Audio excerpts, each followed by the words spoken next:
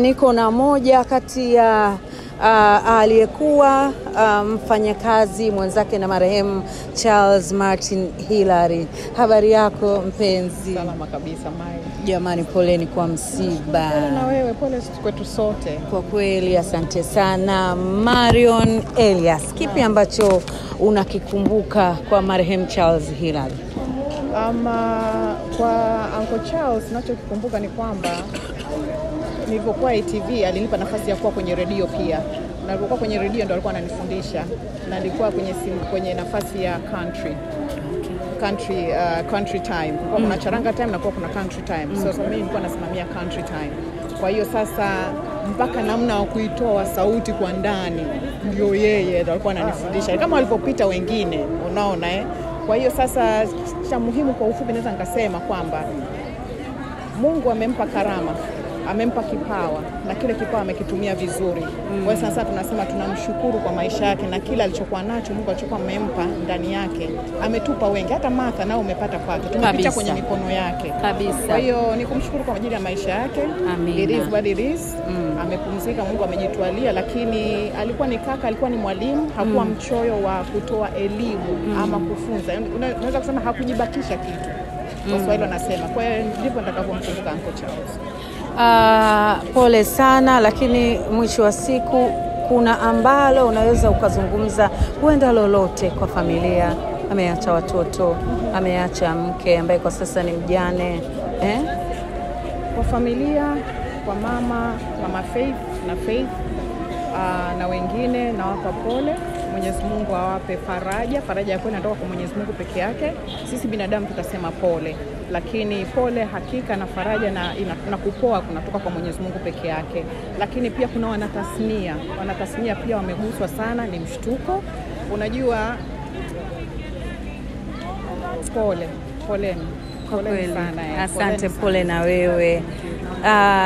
Asante. Kwenye utendaji kazi wake tangu akiwa mwanahabari mpaka anakwenda Ikulu, najua unalo la kuzungumza. Ile motion aliyobadilika kutoka kufanya kazi ya wanahabari na kwenda kitengo maalum, ulionaje jinsi alivyojimudu pale? Amekitendea haki. Ametendea haki nafasi yake. Ndiyo. Ametuwakilisha vyema kama wanatasnia, lakini pia alikuwa na muda. Uncle Charles ni yule ambao unampigia simu, "Kaka Charles, kuna kitu nataka kuongea na wewe." "Okay, nipe dakika 5." Atakupigia. I have all the time. Yani hajawahi kuwa busy kurudisha simu. Hata pokea, lakini atarudisha. Niambie, "You want to see me? Come." Unakuja lini Zanzibar? Mtaongea, hata kushauri. Na so many times ameshafanya hivyo. Tumeshaonana akiwa Unguja, tumeongea mawili matatu, unapokwama naendaje, nafanyaje. Yani alikuwa na utayari wakati wowote. Hajawahi kujinyima kitu, hajawahi kujizuia kitu, na especially napokuja kwenye masuala ya taaluma. Ndiyo. Na tasnia, hajawahi. Yeah. Amewaacha wanahabari kwenye upweke, mengi amewafundisha. Una lipi la kuwaambia wanahabari? Tuchukue ile mazuri yake. Tuchukue ile hamasa yake.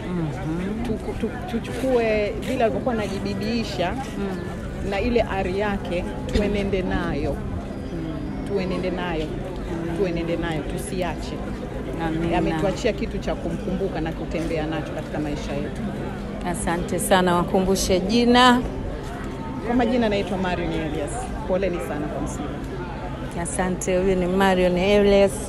Huyo ni Marion Elias, moja kati ya mastaa wa ITV na Radio 1. Asante sana Marion. Nashukuru sana Martha.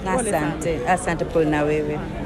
Asante. Kwa sasa tunaelekea makaburini. Ni huzuni, simanzi, lakini kazi inaendelea.